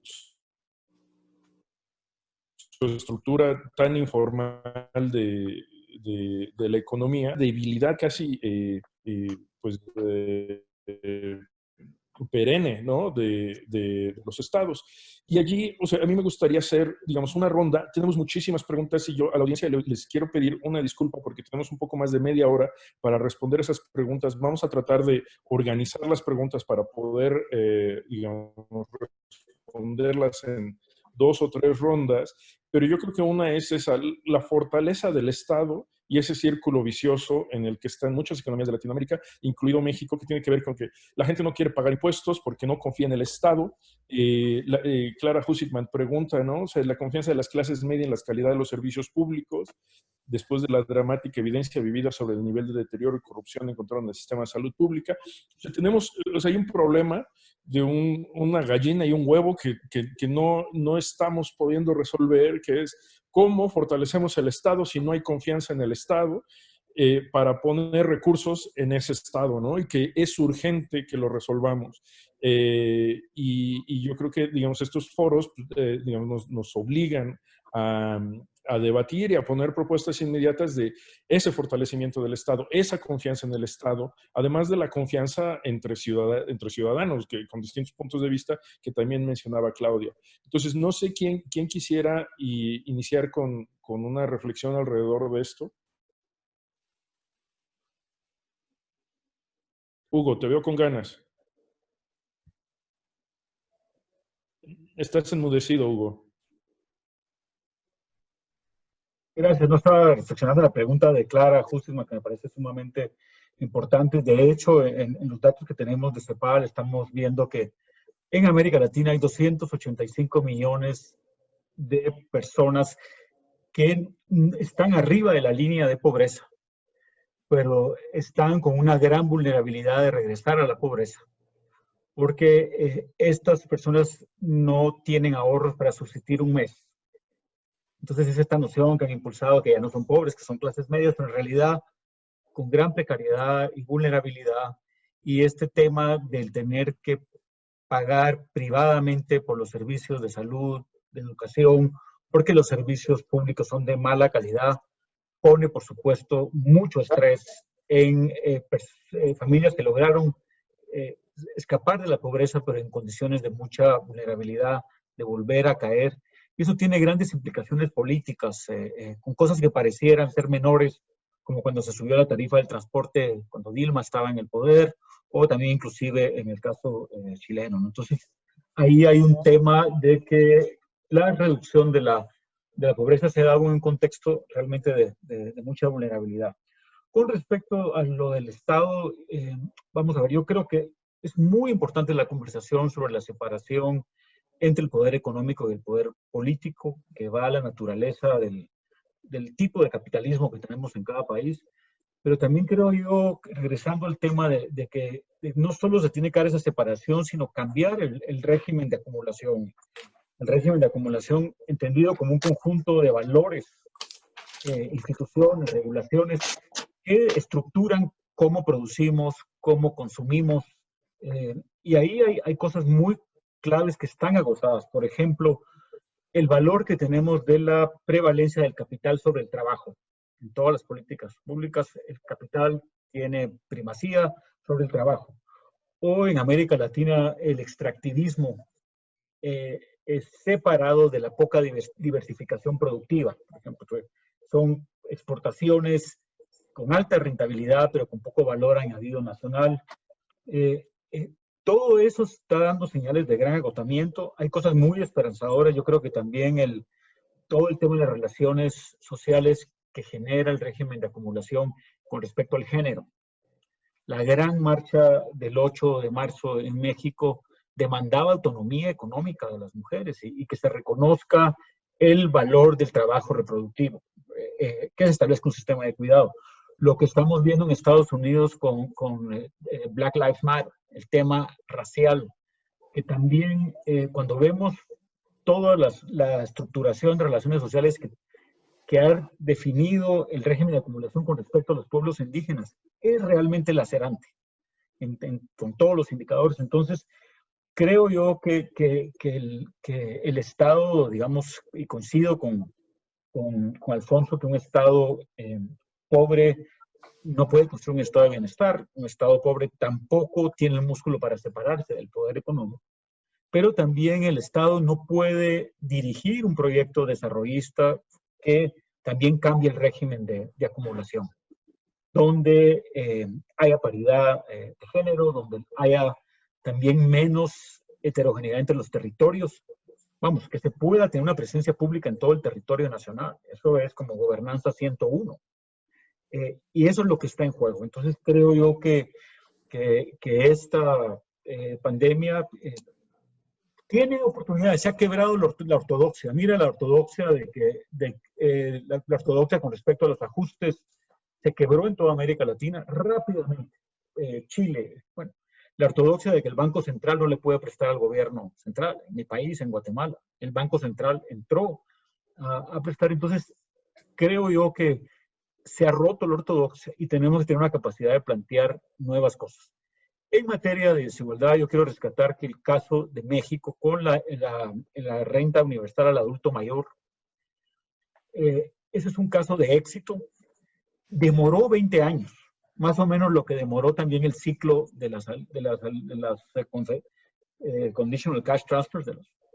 Y yo creo que la construcción de este régimen de bienestar es una cosa que debe ser un proyecto intergeneracional, 25 años. La pregunta no debe ser cuánto cuesta, sino ya tenemos la evidencia de lo que costó no tenerlo. Por supuesto que el costo de no tener un régimen de bienestar universal lo estamos viviendo todos ahora y tiene implicaciones para la economía, por supuesto. Pero, ¿qué quiero decir con esto? Que esta pandemia nos da la oportunidad, creo yo, de romper la ortodoxia. Pero también tenemos que tener la claridad de que muchos de estos procesos son de una generación y deben tener un compromiso, por supuesto, de esa magnitud.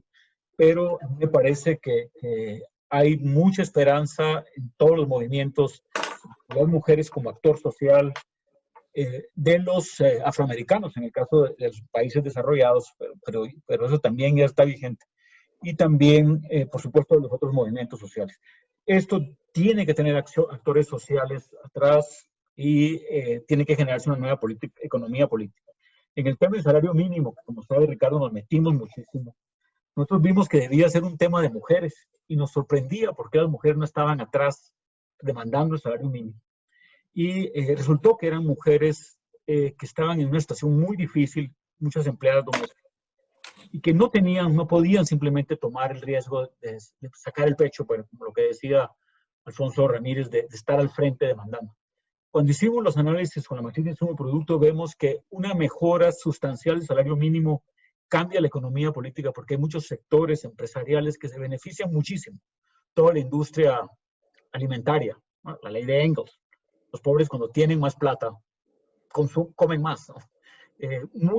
Entonces empezar a ver, creo yo, la igualdad con una nueva economía política, ahí podemos dar, creo yo, nuevas luces. Pero coincido que para sostener esto se necesitan actores sociales fuertes y que esto no se otorga, sino se conquista. Muchas gracias, Hugo, ¿no? O sea, le das un toque adicional a la pregunta del Estado fuerte, que es la ciudadanía organizada y demandante, ¿no? Que también ya se había mencionado. ¿Alguien más quiere, digamos, hablar porque, digamos, aún tenemos ese problema del huevo y la gallina, ¿no? O sea, ¿qué hacemos primero, ¿no? ¿O en qué nos enfocamos o cómo desanudamos esto? Gerardo, creo que tú estás enmudecida. Primero Gerardo y después va Claudia.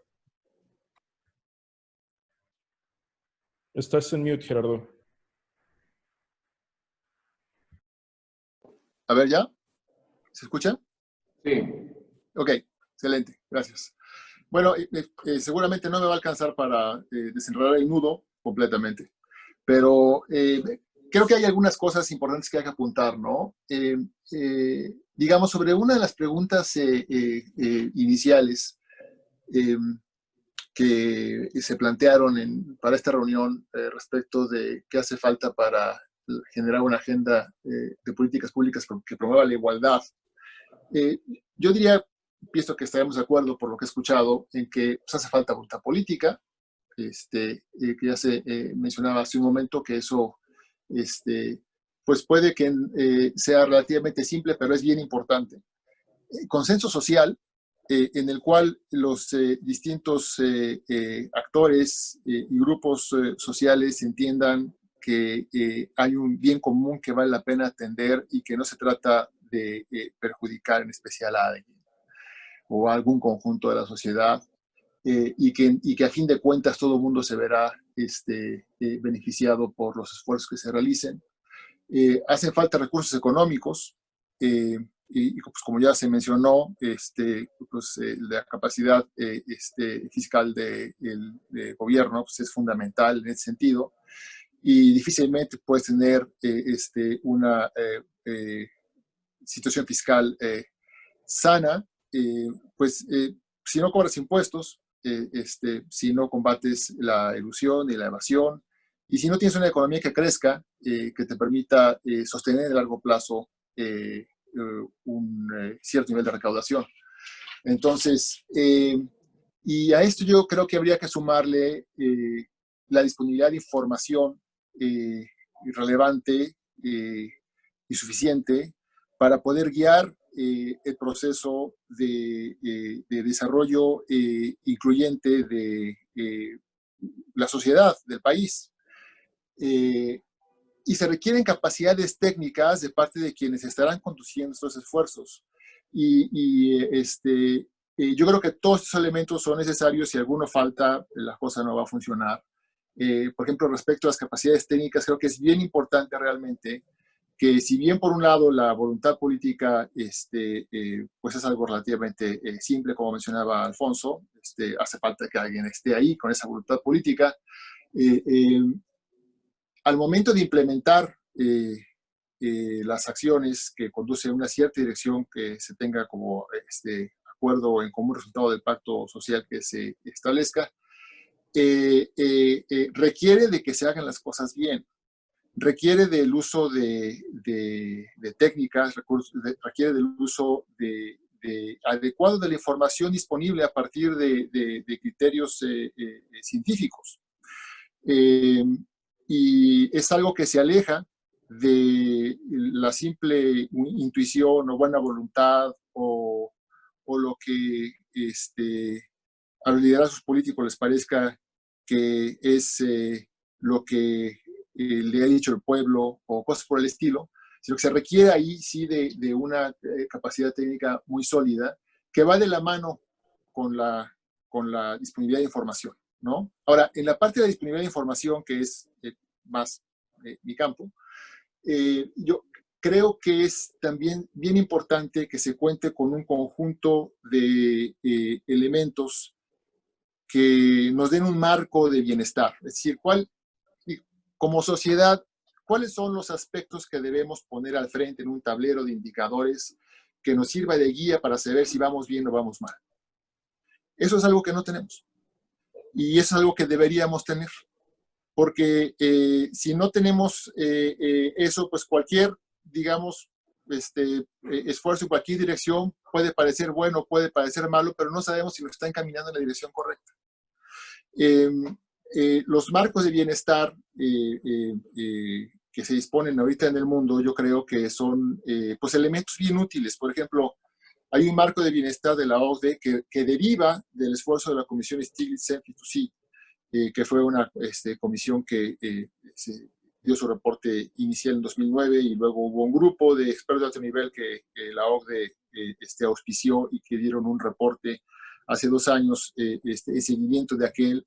Y ambos reportes tienen la intención de identificar cuál es el conjunto de indicadores que una sociedad, en cualquier sociedad, debiera de poner al frente como referente principal de si está progresando o no. Y me llama mucho la atención que hay tres aspectos fundamentales en este marco de bienestar.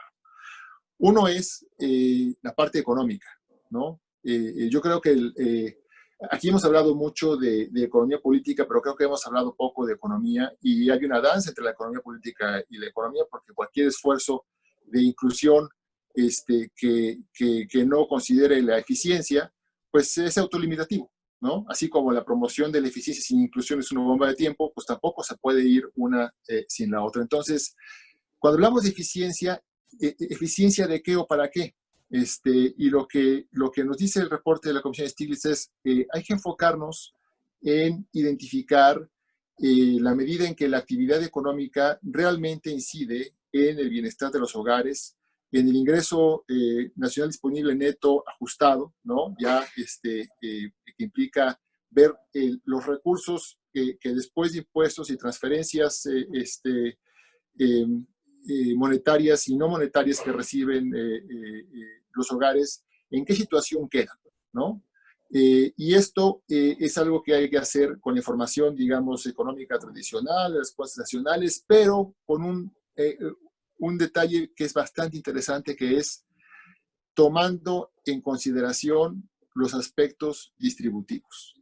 No quedarnos simplemente con los agregados, sino asegurarnos de que cuando los números agregados están yendo por ejemplo, bien, idealmente con una tasa de crecimiento importante, que eso sea algo que vaya beneficiando a todo lo largo de la distribución y no nada más a los de más arriba, por ejemplo. Otro aspecto de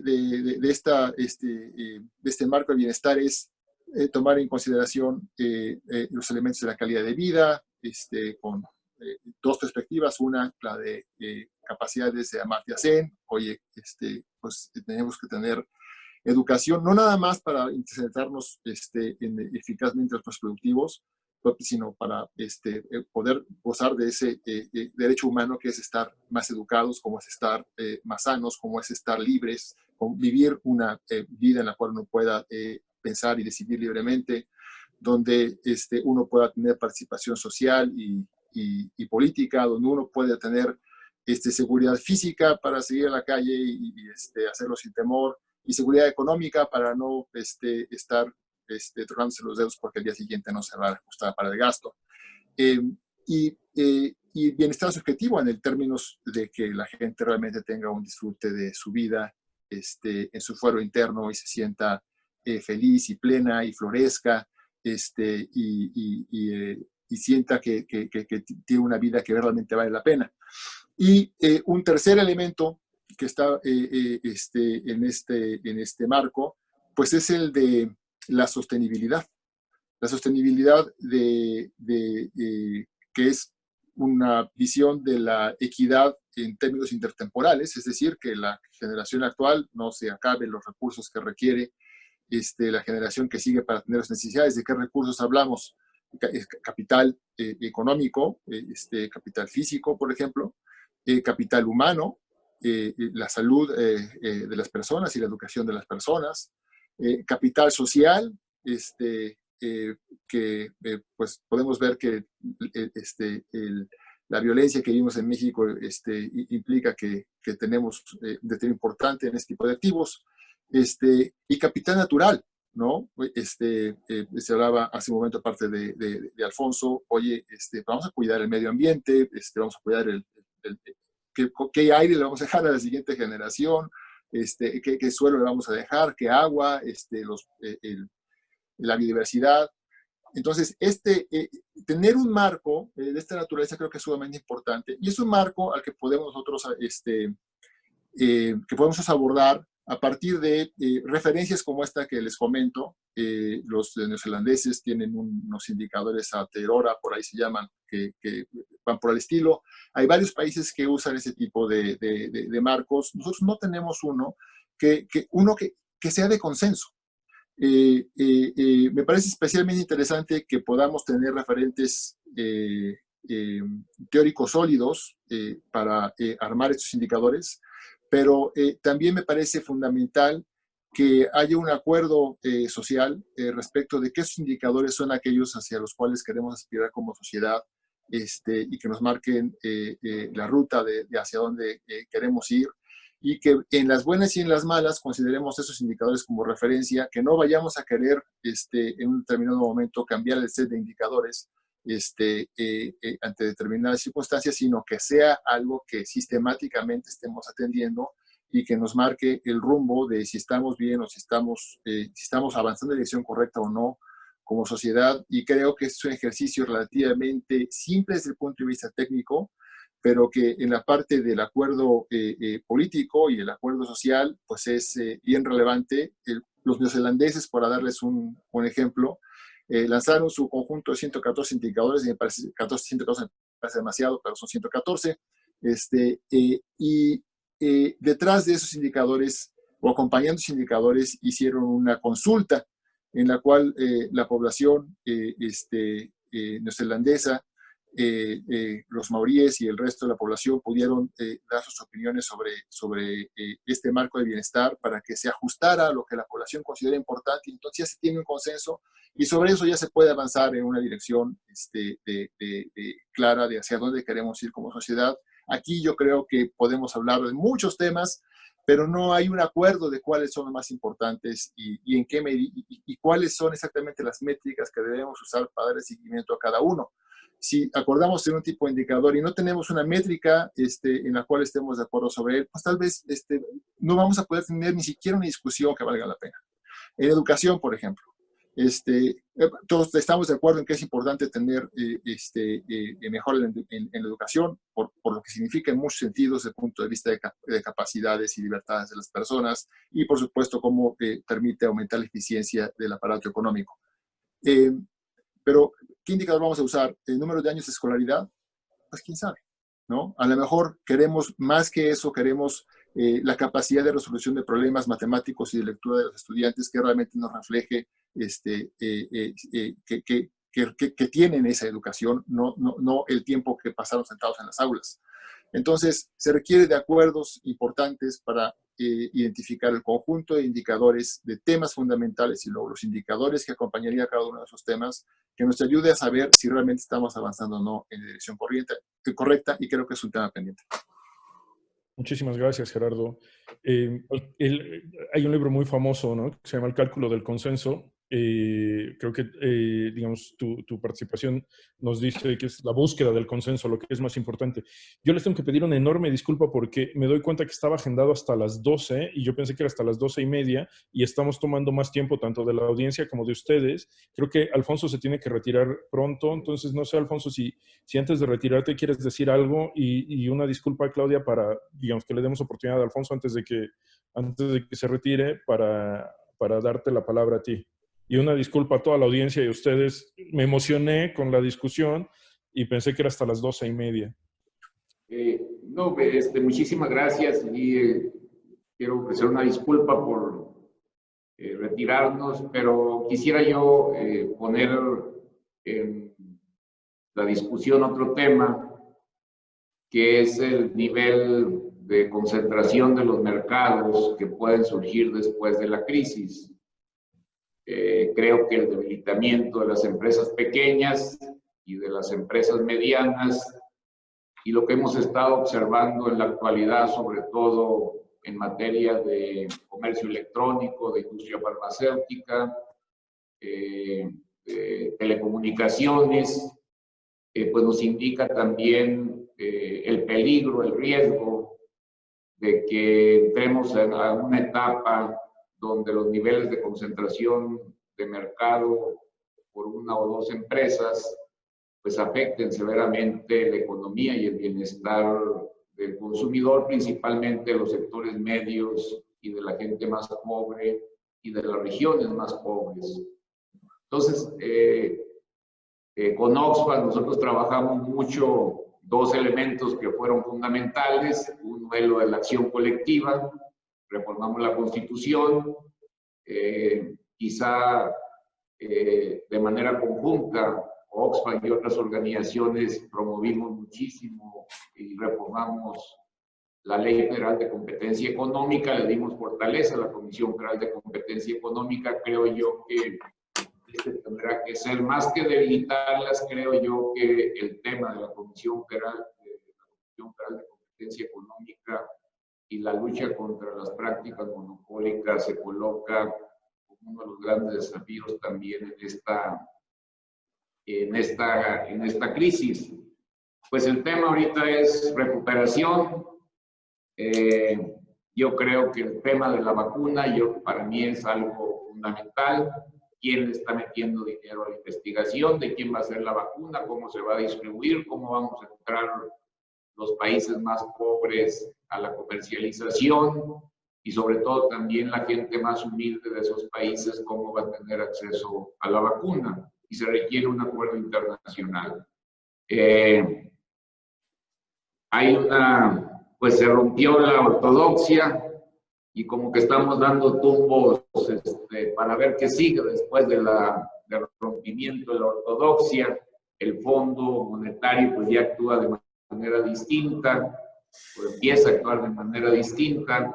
El Banco Mundial también empieza a actuar de manera distinta. Son dos pilares fundamentales para poder invertir en los países como los nuestros y detonar mayores flujos de recursos que nos permitan crecimiento económico. Entonces yo creo que esto debería de ponerse también a debate. Hay muchos puntos de vista de qué significa romper, qué sigue después de la ortodoxia. Y yo solamente quisiera pues, reiterar que las medidas fiscales para lograr el fortalecimiento de los estados, si conjuntamos la parte de la propuesta de la CEPAL, las tareas que está haciendo la OECD en estos momentos con el BEPS y una serie de disposiciones que se dirigen específicamente a la concentración del ingreso y a las grandes fortunas, yo creo que podemos hacer una plataforma común. Esto sería un gran avance, hacer esa plataforma común y romper un poco, pues esto de que fue primero el huevo o la gallina, o primero gastamos bien y hacemos grandes servicios públicos, pero no tenemos dinero para gastar bien. Entonces, y pues los estados de bienestar surgieron después de la guerra y surgieron con un acuerdo democrático muy grande. Entonces yo creo que la vía es ese acuerdo democrático muy grande. Qué bueno que no tenemos guerra, tenemos muchos daños, más de 500,000 muertos ya a estas fechas,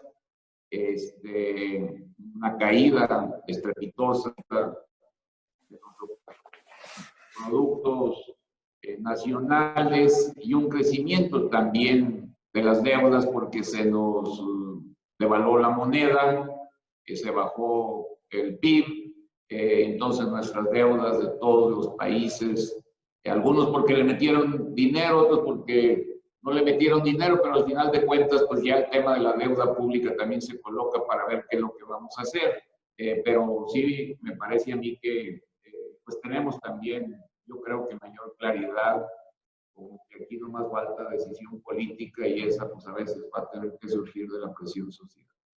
Muchas gracias.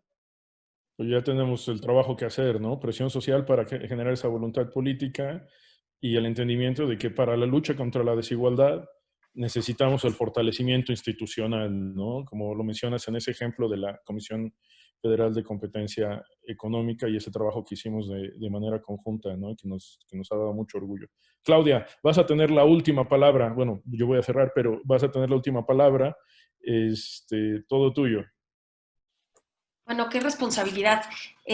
Bueno, creo que esta discusión nos llevó a la enorme complejidad que supone el fin de la ortodoxia sin una alternativa construida con respaldo social, la variable internacional, por supuesto. Yo a lo que quiero regresar es al tema de la confianza. Creo que estamos tratando de imaginar un nuevo pacto social que sea incluyente, que sea sostenible y que sea todas estas cosas a las que aspiramos como país democrático que quiere ser menos desigual, desde un Estado que es pobre, un Estado que es débil y un Estado que ha violentado a la población.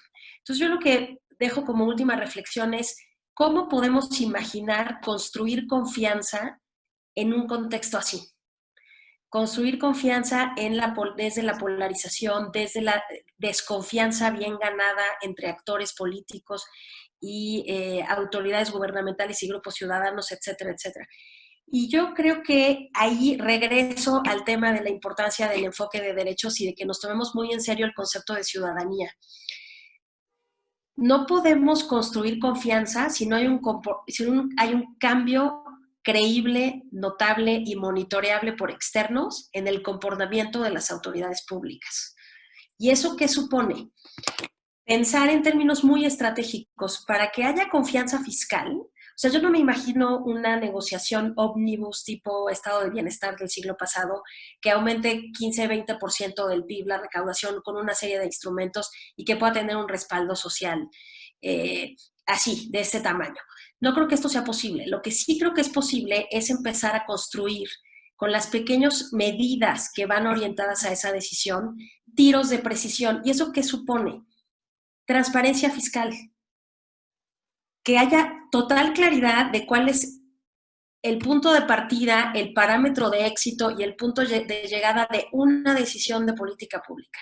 Que esa decisión de política pública, por decirlo, el ingreso ciudadano universal, el mínimo vital, como ustedes lo quieran llamar, que esa primera medida tenga transparencia fiscal y transparencia en la implementación con claridad de las reglas del juego desde el principio hasta el final. Porque si algo sabemos es que las políticas públicas las defienden sus beneficiarios. Y si somos capaces de producir un caso ejemplar de decisión de política pública distinta, que se opera distinto, que se financia con de forma transparente y rinde frutos, podemos empezar a construir un lenguaje de la confianza que no esté en la polarización y que no esté también perdida en los debates progresistas, académicos, aspiracionales en los que normalmente terminan estas discusiones. Creo que sí se necesita una especie de piloto de economía política, o sea, un piloto para construir consenso, un piloto para construir una implementación ejemplar que sea algo que representa al tipo de modelo de gobernanza al que aspiramos. Y creo que eso no se puede construir con datos alternos por diferentes actores políticos, no se puede construir sin parámetros compartidos para valorar el éxito y fracaso de las intervenciones, y no se puede construir si no estamos dispuestos desde el Estado y desde la sociedad a hablar con la verdad, a reconocer las cosas que fallan y ser autocorrectivos, a reconocer lo que no estuvo bien y cómo lo vamos a resolver, pero desde un discurso que sí sea para adultos, porque la ciudadanía supone participación política desde la adultez y el reconocimiento de los grises y de los costos y de las disyuntivas que se tienen que tomar cuando tratamos de promover el bien común. Y yo dejaría en esto mi participación. Creo mucho en la deliberación ciudadana, creo mucho en el poder de las ideas, pero si no tenemos muestras tangibles de que esto se puede aterrizar de manera confiable y transparente para los participantes, incluidos los opositores de este tipo de decisiones, creo que va a ser súper difícil imaginar una buena alternativa al fin de la ortodoxia y no solo el recuento de los daños, ¿no? De todas las certezas liberales que se destruyeron con esta y muchas crisis, pero que no sean sustituidas por un modelo aterrizable de una sociedad distinta. Gracias.